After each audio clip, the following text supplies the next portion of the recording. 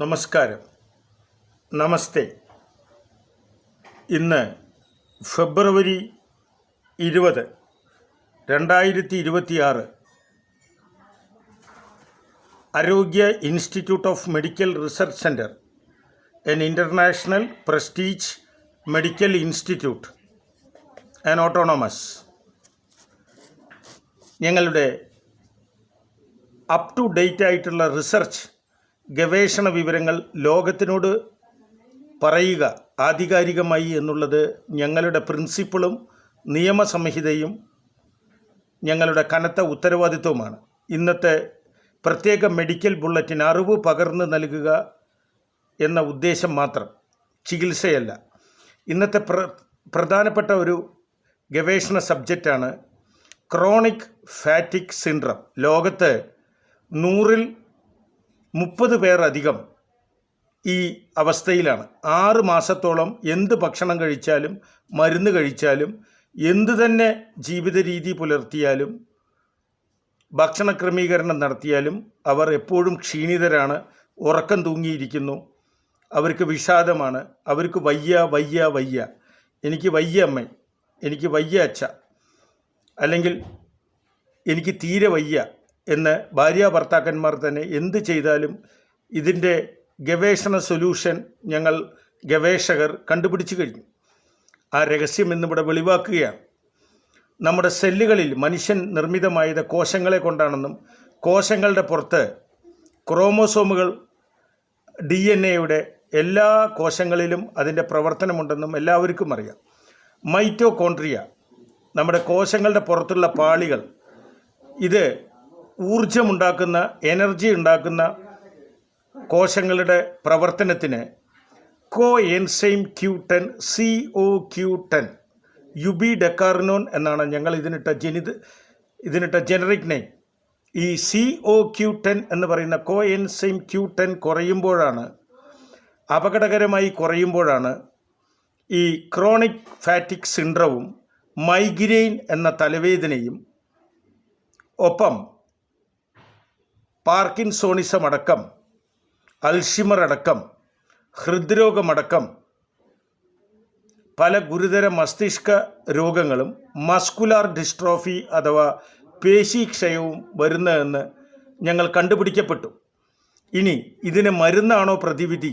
അല്ല, സപ്ലിമെൻ്റായി ഇത് ഒരു ആൻറ്റി ഓക്സിഡൻറ്റ് ന്യൂട്രീഷനാണ് അഥവാ പോഷണമാണ്.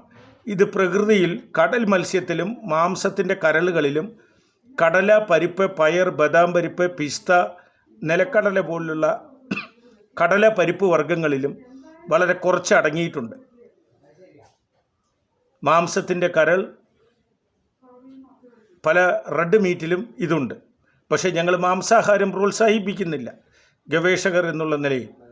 അപ്പോൾ CoQ10-ഉം L-കാർണിറ്റൈൻ എന്ന് പറയുന്ന ഒരു ന്യൂട്രിയൻസും കുറയുമ്പോഴാണ് ഈ അപകടകരമായ ക്രോണിക് ഫാറ്റിക് സിൻഡ്രം വരുന്നതെന്ന് ഞങ്ങൾ കണ്ടുപിടിക്കപ്പെട്ടു കഴിഞ്ഞു. അപ്പോൾ ഈ L-കാർണിറ്റൈൻ എന്ന് പറയുന്ന പോഷണവും കോഎൻസൈം Q10-ഉം കഴിച്ചാൽ നിങ്ങൾക്ക് അപകടകരമായ മൈഗ്രെയിൻ അഥവാ ചെന്നിക്കുത്തിൽ നിന്നും പാർക്കിൻസൺ, അൽഷിമർ പോലുള്ള രോഗങ്ങളെ, ക്രോണിക് ഫാറ്റിക് സിൻഡ്രം, എപ്പോഴും ക്ഷീണം, അതുപോലെ ഹൃദയത്തിൻ്റെ പേശികളിൽ ബലക്കുറവ്, ഹൃദ്രോഗം, ഇതിൻ്റെ പ്രധാനപ്പെട്ട ഒരു കുറവാണ് CoQ10. Muscular dystrophy 9 തരമുണ്ട്.